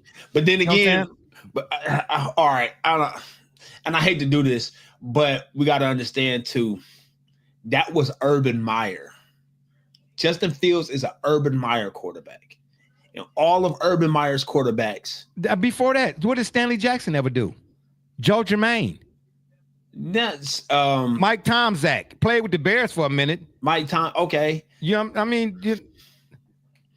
But you got Troy Smith. He won a Heisman. Yeah, I'm talking about at the NFL level. And I did like Troy Smith. Troy Smith, I think, was on his way till he got injured or something happened. Yeah, I think. And then by default, he didn't get his job back after injury. It was a whole lot of fallout. And then rest his soul, Dwayne Haskins. Yeah, well, we don't know what D Hats could have been. Right, but my point is though, when you look at Justin Fields fit the profile of every one of Urban Meyer's successful college quarterbacks, and so that style of play, that style of play does not translate very well to the NFL level because Justin, he don't see the field, he don't see like anything that's like 15 yards and out in the in the middle of the field, like he don't see it well or something, man. I get it. He can pull it down and run or whatever the case may be, man. But, I'm not saying you got to be a typical pocket pass or whatnot. But, when you get if a team with that kind of quarterback, get to the playoffs, everything shrink. You know what I mean? So you got to be able to read on the fly, and you got defenses on the other side that's going to keep you boxed in or, have a spy, whatever it is. Okay, so can you maneuver in the pocket but keep your eyes downfield? And I'm always going to say, bro, can you throw receivers open? You have to anticipate that. You know what I mean? The guy, before he come out, and you hear announcers say it all the time, the few times that you might see a quarterback do, and I don't care who you want to name, whatever quarterback, man, he threw that ball before that guy turned around. Yeah. You know what I mean? Give me that guy who can do that, more often than not. That's the guy, I outlawed. Well, I just don't see it from Justin Fields, man. But anyway, No, and your boy Sharon Rodgers, he's found a fountain of youth. Has he really? I mean, he's looking better than he did any time at the Jets. Yeah, well, that ain't saying much. You know what I mean? Like Joe Flacco, he's looking better than any time he did with the Browns. Double J, okay, let me go. Let me make my pick here. Flacco starting, right? He should. Yeah, I'm picking the Bengals, bro. But this ain't your pick. It's my pick 'em. I gotta sit here and watch you pick the Bengals that I'm telling you to pick. You ain't got to tell me nothing. Who you telling man, to don't tell pick me him something? Don't pick him. I'm telling you, I'm picking. I was already picking. Okay, I concur, doctor. All right, cool. Catch Okay, me then, if you yeah, can. well, that's All right, go ahead. Leo. that's what you I'll do. be Tom Hanks. Go ahead. Yeah. Okay. Well, that's you. If you want to be that, okay, you can do what you want to do, but you're gonna be concurrent. Yeah, that's what you do. Concurrence. Give me the Bengals, Double J. 49ers at the Texans. I'm gonna take the 49ers because Robert Saleh's defense is legit. Yeah. Hey, and here's what I'll help me to understand. And this is, well, I was gonna save it till we got to the Browns, but I just can't, man. I gotta. Well, we right here though. All right. No, okay. Why is it like how long has Mike Vrabel been the head coach of the New England Patriots? I'm going somewhere with this, but I'm asking. It's rhetorical, but I'm kind of really asking the question. How long has Mike Vrabel been head coach of the Patriots? Not 17 long. minutes. Yeah, 17 not minutes. long. Right. But when you watch them play, like, and no matter the sport, I would say like Dan Campbell. I was going Lions next. Yeah. Those teams and how they play are reflective of who they got on that sideline. Same thing used to be with the Spurs with Greg Popovich. You could see, you know what I mean? Yeah. Same thing, even though he got ousted, you could see from the Knicks for a time or two with Tom Thibodeau. You can see with Ime Udoka. You get what I'm trying to tell you? It's not necessarily wizard. It's not X's and O's. It's not the. It's the grit. It's the determination in the boom bap. Like Yeah. Harris once said, it's the boom bap. It's the willingness to figure out. It's the willingness to go and deliver. Man, Right. they embody their head coach, the Lions again. Man, Kevin Stefanski won Coach of the Year 2 times, and I'm still trying to figure out what do he do? What do who did when you watch Judkins and all of them guys look like they do what they do in spite of him, and not because of him. Because I be doggone, man, and I'm not even saying that them dudes is to the level of Gibbs and Montgomery. Double J, help me out here. Mm-hmm.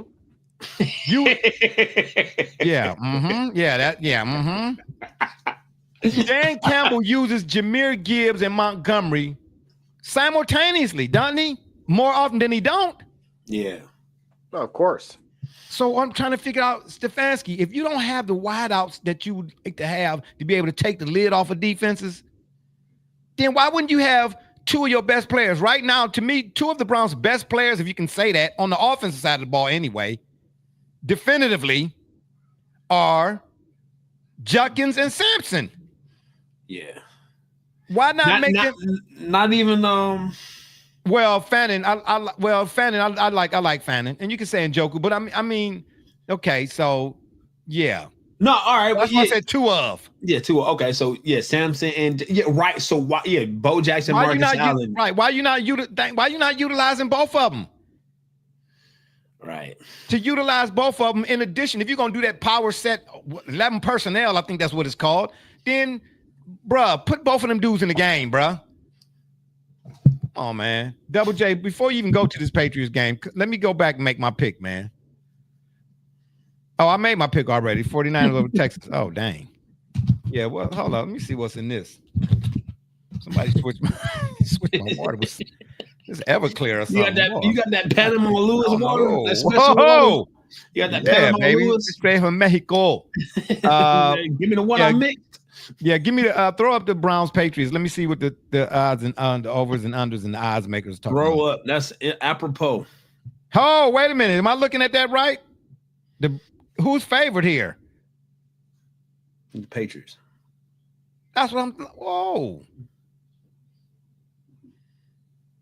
Oh, the Patriots favored by 7? That's a lot. That even for a 2-5 Browns team, that's a lot, man. No way. Look, What? Dylan. I almost called him Dylan Brooks. You might as well. He played like it. You know how many times this dude's thrown like actually down the field? 4. No.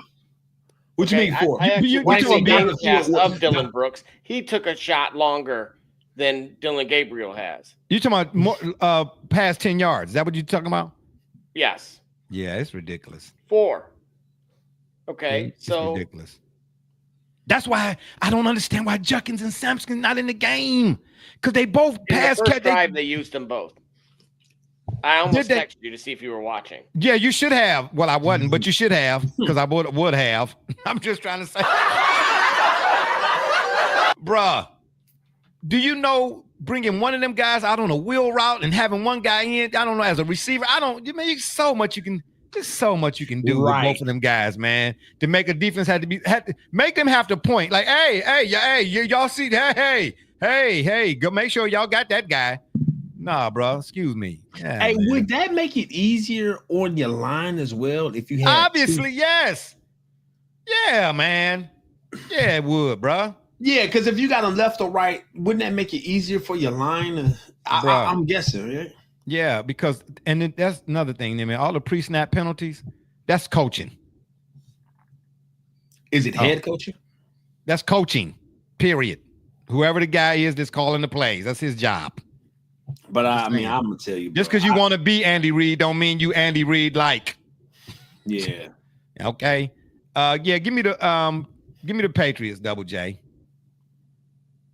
Now watch the Browns win on the late second. Browns Browns gonna win 17 to 14. No. Did you hear your local media what they had to say recently? No, I don't listen to them. I told you that. Okay, well, I understand. What'd they That's say? why I intentionally spam you with their content. Oh, I see. Well, one of them said, "Oh man, I'm paraphrasing, but they said, okay, the whole time Shedeur actually was coming along, and they wanted to be able to take the credit for when they actually put him in, and he looks the part. They wanted to get the credit for developing him by telling everyone he was so bad." I'm like, What? did anyone? Is this real life, bruh? Is this real life? Hang on. What? Someone is thinking that out of the box. They need to be in the room with the rubber walls. They don't need to be coaching nobody. Oh no! So what they were doing, they were lying on them. Hold that thought. We're gonna take another break. When we come back, we're gonna finish up with that because I want to hear that because I don't know if I saw that or didn't see it or seen it and don't remember seeing it. You know what I'm saying? But see me, holla at your boy.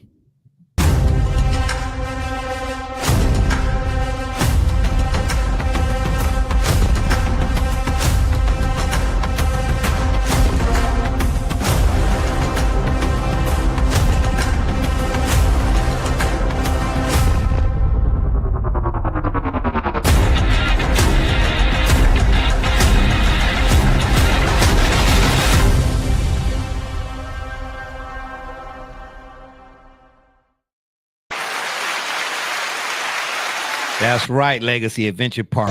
What I tell you before, your paintball experience awaits. Zombie Productions, baby. Okay, so what you're saying? Run that by me again now, Double J. That's right. So, according to the insiders at one of your local radio stations, the concept was to say Shedeur was so bad and so far behind. Oh, so you saying it was deliberate? What's that? You saying it was deliberate that they were saying that? That they Okay. were saying that and then intentionally keeping him away. Because remind you, what we've seen is Stefanski had Gabriel taking some of the 1 reps with Flacco because he was only 1 play away. And then, well, despite that same statement being applicable to Shedeur as the 2, they put him on a field in Akron. He was at the Rubber Bowl. Yeah. Practicing. So again, what they've done is they've attempted to break him. Oh, you're not gonna do that, bro. I told you when I went out to the facility as a guest for the alumni weekend when the Browns played the Packers that Sunday. I was out there Friday, and I watched. He had more people around him. I almost didn't know it. I almost did not know it was him because the crowd was that huge. And my dude who I went with that played said, "Hey man, he right there." So we went over to him. Or I really kind of went over to him. And he turned to me because we was ready to start chopping. And then I said, no, I stepped back, you know what I mean? Because it was, a couple of little young kids and type of deal. They wanted to get at him first, so to speak, get autograph, and all of that. So let him do his thing. Bruh, I'm not saying I'm no body language expert or no linguistics person, nonverbal communication. All I know is I've lived enough life where and been in enough situations, you can tell when somebody's, even if you watch athletes in their post-game pressers, you can tell when they start to get irritated by what's being asked or however many people asking them, they're ready to go. Man, I counted at least 30 people. And then one lady, after she got done talking to me for an hour, put him on the phone with her son. And he talked to him for a minute while people were still waiting to, holler at him. He handled everybody with a poise and grace that is rare today in young men. I don't care what color the young man is. You know what I'm saying? Because I said it before and I'm going to keep saying it. I don't deal with color as a first option. It's your character. That's currency when it comes to me. Your character is your currency. After I see where your character at, then that's going to tell me whether or not we're going to have to have this thing and this dealings without color. Okay? Man, that dude, you cannot fake how he was and how he responded to every person that was out there that day, bro. And until everybody left, he was the last one to leave. Bro, that dude is genuine. And I saw it firsthand. You ain't got to take my word for it. Okay? All right? But I say, if you ain't going to take mine, don't take Colin Cowherd's either. Because they flip-flop more than LeBron. Yeah, that's right. At the minute 32 mark. There you go. Yeah. 1 hour 32. Yep. He 1 hour 32. 1 hour 32. I'll save it. Our LeBron timer, right? Yeah, save it. Giants at the Eagles. I'm picking the Eagles. Who asked no you? AJ Brown, if that matters to you. You said no AJ Brown? Mm-hmm. Man, I like Cam Scattyboo though, baby. Cam is Scattybooing, baby. Hey, you know what? And I'm not. Hey, don't do that. What was that? Was that Bubble Guts? What was that supposed to be? I don't know. Whatever. Oh, really? That's what it had to be. That's the first thing that came to your mind. Oh my god. That's what it sounded like. It didn't sound Ain't like nobody got time for that. Oh my gosh. It didn't sound like anything pleasant. What did it sound like to you? Okay. Well, anyway, I was gonna say don't do that again because you're gonna make me have to go to the bathroom. I am borderline Shady Acres. All right. You know what I'm saying? The pipes don't work like they used to, man. Oh, hell no. Don't do that. You know what I'm saying? Yeah, me over here capitulating. Scattyboo, man, he put me in the mind frame of Peyton Hillis and Mike Allstott. Really? In terms of their style of running. No, I was gonna say Merrill Hodge. No, man, please. Yeah, bro. No, bro. No, absolutely not. No. Because wait a minute. Because you said Peyton Hillis and Allstott. I mean, because he is your truck stick. Like he's and Tom Rathman. Okay, Tom Rathman. You understand what I'm saying? Tom Rathman. You know what I mean? Yeah, man, Tom Rathman, that dude, boy.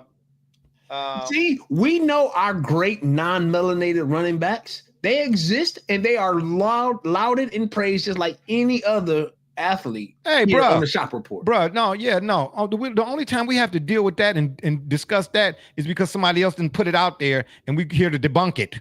Yeah, exactly. But we don't come forth and start with none of that. It's about if you're a football player, like Bird used to say. He said, "Man, listen, who you gonna? Don't put no black dude on me.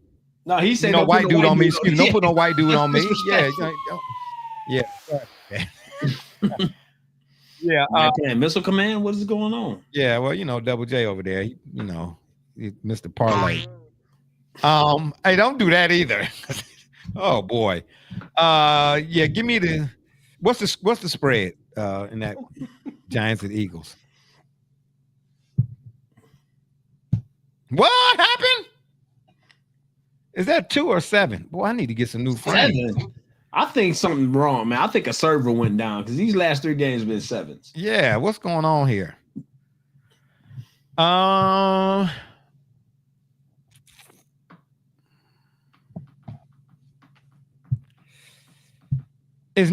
Neighbors is out for the season, ain't he? Mm-hmm. Yeah, give me the Eagles. That might be a barn burner. Hey, man, I think this might be the last year for the tush push. What do you Why mean? you say that? They passed it. Hey, did you see how the Vikings defended it though? That was interesting. That was terrible. What you mean? Oh, dude laid down on the side. You can do that as long as you. He laid down and the offensive and defensive line collapsed on the guy. Yeah, but you know what though? That's 1,500 pounds of weight, man. You all right? Listen, I'll tell you what. I'll tell you what. You take the big 300-pound shift leader at Home Depot and drop a pallet of cinder blocks on him from 2 feet and see how he feels. That is despicable. Well, that is absolutely ludicrous. First of all, he can handle it. Okay, he's an NFL player. And second of all, he can handle it. He's an NFL player. What you want me to tell you? You know what I mean? As long as it ain't me, bro. As long as it ain't me, okay? That's all I'm trying to tell you. So wait a minute. I thought it was still successful, even with that defense. No, that try wasn't. Double J, didn't the Vikings defend it? Didn't they stop him on 4th down? When the guy laid down, they stopped him on that.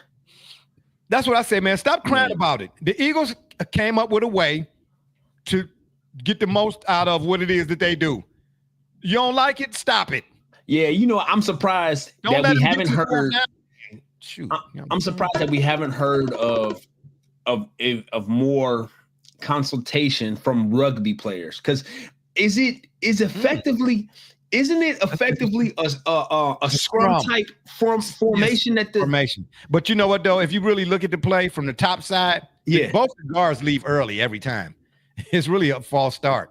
Yeah. Both the guards leave early. That's why I say I think this might be the last year of it. Or they may, or if it's allowed, which I can kind of understand it, if you say, hey, look, you only allow this formation a certain number of times per half. Like you can do a push formation. I don't think you necessarily have to call it in, right? You should be able to say, all right, they ran it. And then after the play, the ref might say, all right, cool.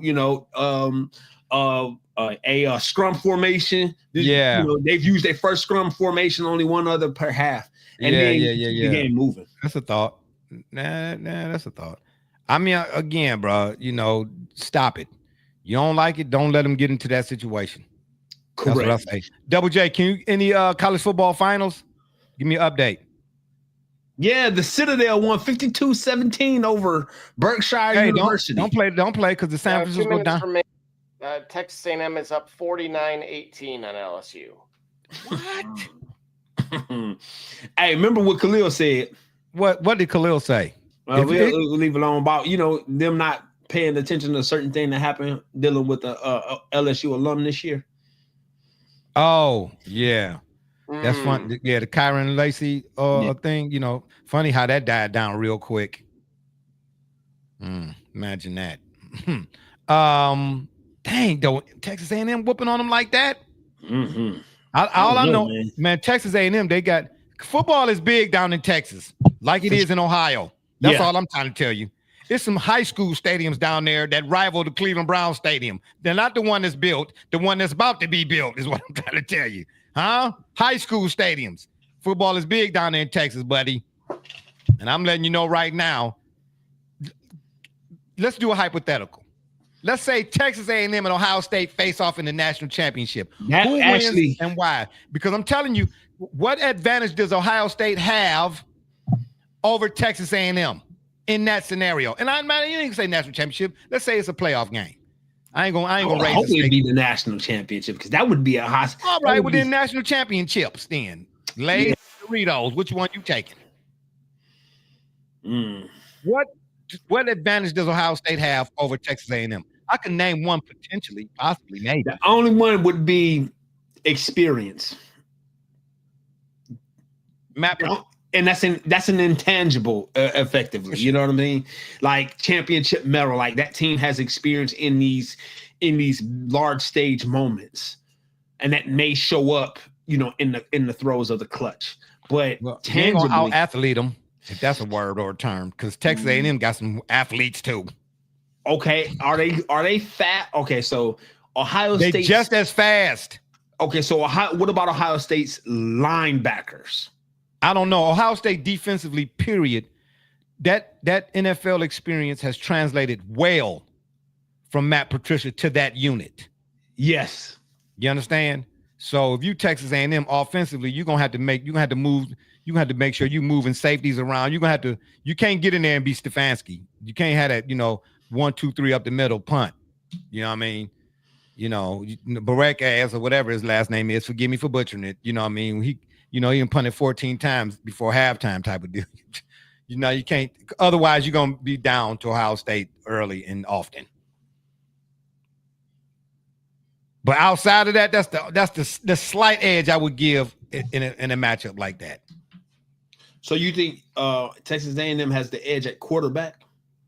Yeah, I don't know. You know what? I don't like doing that because you don't see those direct comparisons.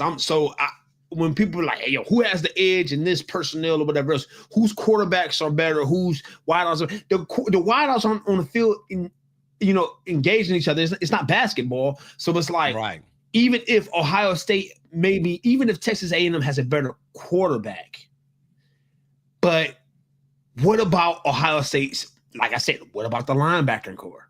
Not even the defensive line. I say linebacker core in particular because I feel like that's where that's going to be pivotal in a matchup when things are next tied, because you're going to break the first plane.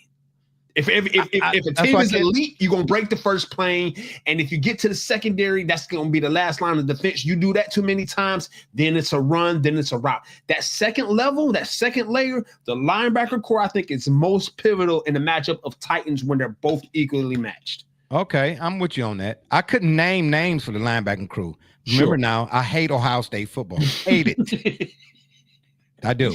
Man, look, all right. Let me do you a favor. But on behalf of everybody that saw the game, yes, it was a phantom penalty. Okay. Can we let what game? What you talking about? Come on, man. The game, bro. It was a phantom penalty. I didn't watch the game, Ohio State today. You watched the 2003 national championship. Oh, man, you talking about, penalty. Oh, man, please. Okay, It was, listen, we know, we understand. But yeah, bro, that's not even what I was referring to. It was Willis. I'm not worried about it because at that time, I was still a Miami Hurricanes, staunch Hurricane fan. We had already won 5. But understand. 1, 2, 3, 4, 5. Just remember, for all it's worth, right? Ken Dorsey had never seen pressure like Ohio State's pressure in his entire college career. He had never seen that before that night, bro. Hey, that sound cute and all that, but Ken Dorsey, he had never seen that before that. He had never seen the level of speed and tenacity. It wouldn't have made no difference. So even with Kellen Winslow on the listen, understand. I'm just saying, Ken Dorsey had never seen that level of pressure. All right, bro. At the end of the day, I don't care. Ken Dorsey, the only 2 quarterbacks that Miami had that to me was next level in college was Bernie Kelly and Kosar. That's it. Toretta, Testaverde made it, and I know he got over 50-some thousand passing yards. He might get in the Hall of Fame one day. He ain't gonna get in there. He was colorblind. Anyway, let's get back to some of these picks because I'm telling you right now, we're not even about to go down Brown's memory lane. Absolutely not. Hanford Dixon, baby, the top dog. Bucks at Saints. Is Alvin Kamara playing? He is. Man, Mike Evans is out for the season. Remember, Kendre Miller is out for season for them. For who? For the Saints. All right. Mike Evans is out for the season too. Mm-hmm. Wow. What happened? What collarbone, bro? Oh. Don't be just selecting. You're not gonna pick the Bucks? Yeah, I'm picking the Bucks. So he ain't just be selected. He did. He selected the Saints.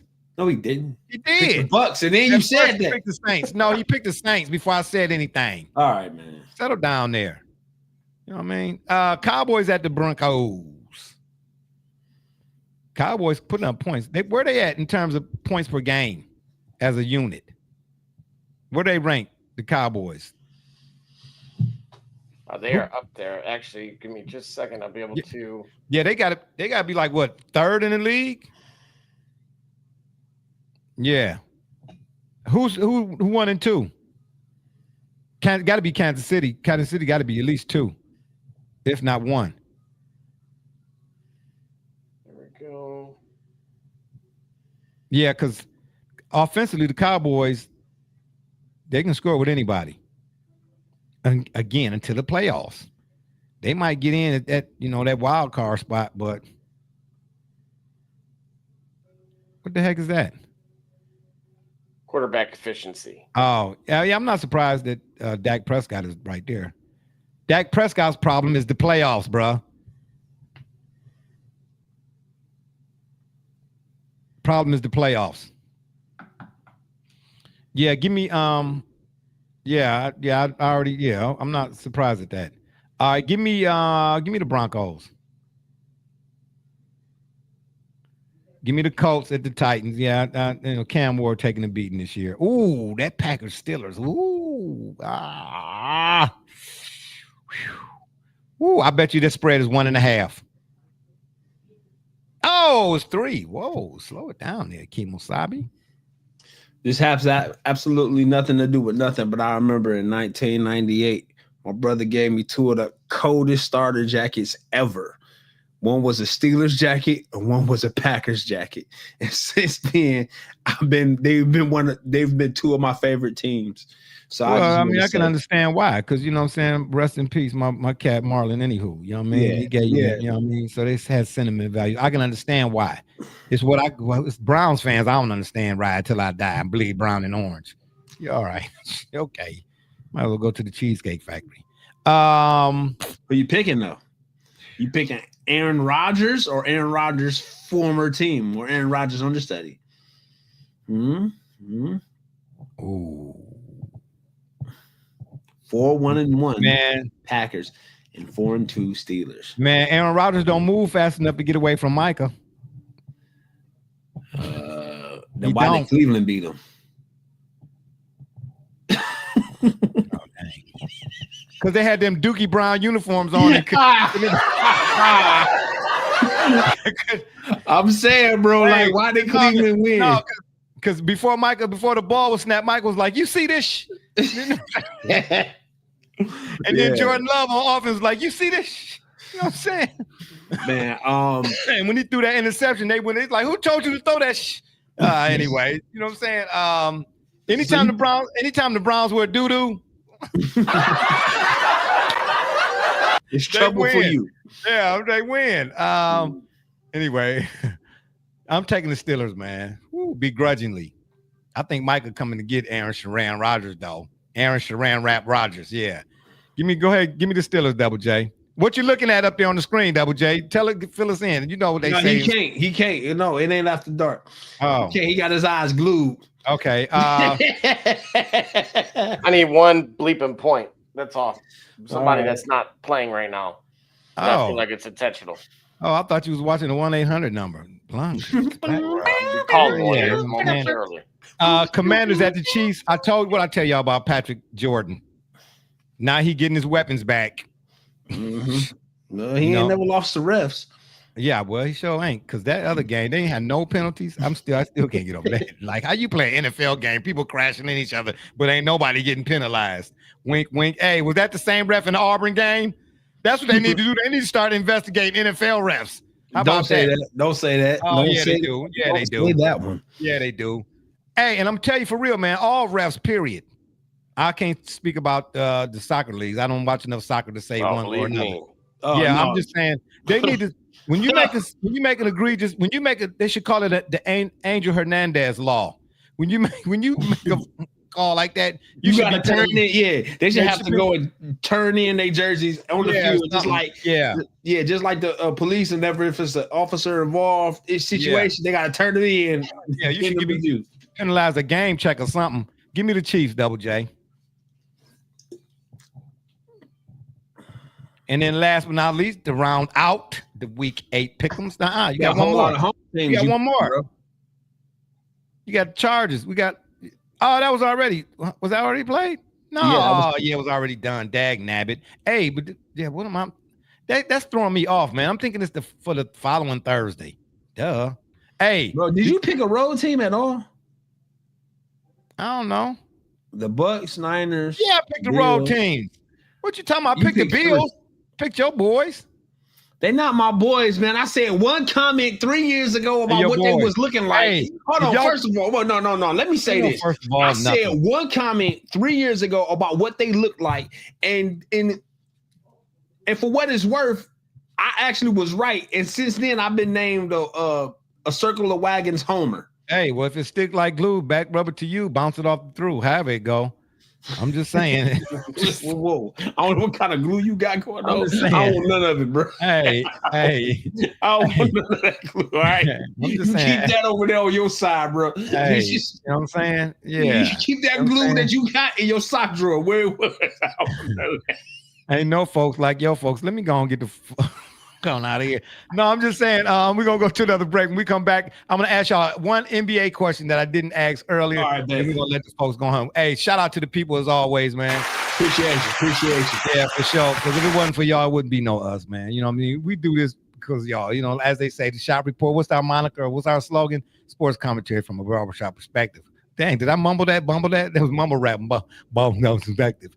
Anyway, we're going to take another break. When we come back, we're going to ask y'all that NBA question, and then we're up out of there. Don't do that. Don't you do that. Settle down.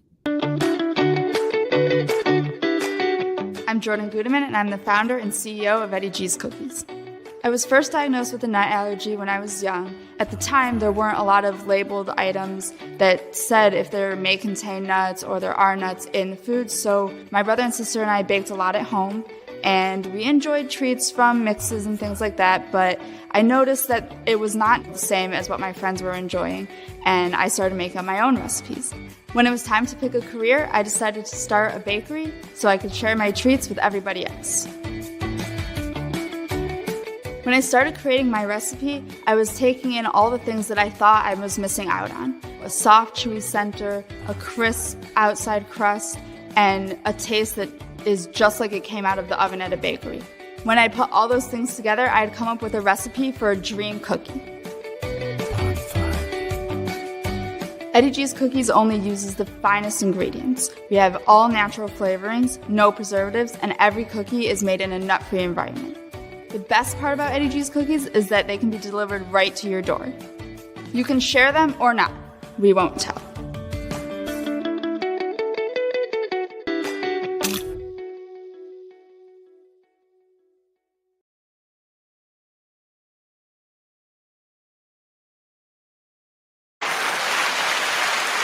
All right, we are back. That's right. Eddie G's Cookies. Get yours today, baby. Amazon.com or EddieG's.com. And tell them I said, give you some of them snickerdoodles. Them the best ones to me. But they all good, man. Throw them in the microwave on a few, put them on a few clicks, you know what I mean? About 7, 8, 9 seconds, warm him up real good. You know what I'm saying? Get you a glass of your favorite milk or your beverage, you understand what I'm saying? They go down real easy, baby. That was it for our picks week 8. You know what I mean? Again, please, whatever picks you make, do not make them on nothing that I said and be placing no wagers on them. Now, just do it for fun here. And then again, too, make sure you do it if you're going to do it on who's active or inactive, okay? Because that can make a big difference. That's why we ask that sometimes, a time or two. My NBA question is,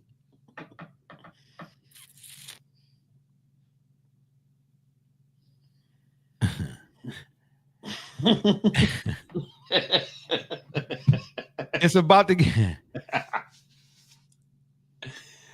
in these instances, the Mavericks with Cooper Flag, and the Cavs with Lonzo Ball. As is Steph Curry is a current example of, and that is this.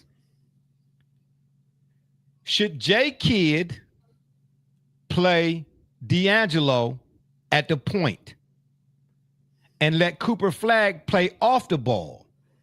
And in the case of the Cavs, when Lonzo's on the floor, should D. Mitch Spider be also playing off the ball? Because I watched Steph Curry do it the other night, and that's how the Warriors are with them old guys winning. Ooh, Imagine man, a guy, if he win number 5, the way they looking at, bruh. ooh, I know it's 2 games in. I know we 2-3 games in. I know. But for what it's worth, only health is the limiting factor to them boys winning that 5th one. A player of his caliber, you got to find him now. Remember how hard it was to find hold on. That's why I'm saying, man, Kidd, I don't understand J. Kidd having Cooper Flag. He's not ready for that right now. And if you watch the Cavs in particular, man, Lonzo is there's a difference between having the acronym and actually playing the position. That's right. That's what I missed. Remember how much of a problem Rip Hamilton was. That's what I'm trying to say, man. And Rip Hamilton was he was a great, I would say he's a great player, great shooter, right? And he's up there in the all-time conversation, but he's a name that he's a name you ain't gonna come up first. But Steph Curry is an all-time. Cooper Flag certainly is one of the great rookies, if you will. And Donovan Mitchell, depending on how the rest of his career go, could be an all-time. The fact that you're freeing guys with that ability. Yes. If a defense get to see you from the begin all the way through to the end of a play and they never had to take their eyes off you, they don't pick you up. Right. The Warriors put Steph in a position. Do you understand what I'm trying to tell you? We're talking about arguably the greatest shooter of all time. Yeah. And he playing off the ball. To me, that's the mark of really what makes a player great. Can you do what you do away from all of the action? Right. And create more action and friction for the opposing position. Right. I'm just saying, bro. Yeah. Oh, and I'm still rolling with Denver coming out the West, even though the West is stocked. Oh, and VJ Edgecombe, we're gonna talk about this next Saturday. God willing, it is a Saturday. He can let us see it. VJ Edgecombe, yeah. But now, what about the Cavs? If this works out well, their chances of making it to a final. Bro, let me tell you something. The Cavs are right now, as they're constructed, they are not regulated by the regular season. Okay. And to me, an NBA season, as it stands today in the today BA, it don't really jump off to after the All-Star break. But the first half of an NBA season should give you some bullet points. Okay. The second half of the NBA season, that's when you put your main topic, the body of it, and then the ending. You get them? That's when you start writing the paper. Okay. You know what I'm saying? The first half, you just take notes, and then the second half, you fight. You put it, turn in your final exam. You know what I mean? All right. I'm just saying. Okay. Anywho, and on that note, I leave you with this quote. When you are running away from the world and death is approaching, there is no question of delay in the encounter. Let me read that again. When you are running away from the world and death is approaching, there is no question of delay in the encounter. Marinate on that. It's been fun, but we got to run. Don't forget to check us out at 9:30 on the PM side. Or y'all can check us out on Facebook, Twitter, Instagram, TikTok Live Studio, I guess, or the shop's fan page over on Facebook, and of course, YouTube. And make sure, please, when you're over at the tube, you hit the subscribe button. We'd be much obliged. If that don't work, y'all can Google it. For my dudes, B Rich, Double J, D Gully, and all those who follow and support us, we say thank you. I'm Barbershop Jay, and you've been listening to the Shop Report. And remember, the next time y'all want to know what's really going on, man, come to the shop. Walk-ins are always welcome. Holla at your boy. Hey, where's the button at? I'm out.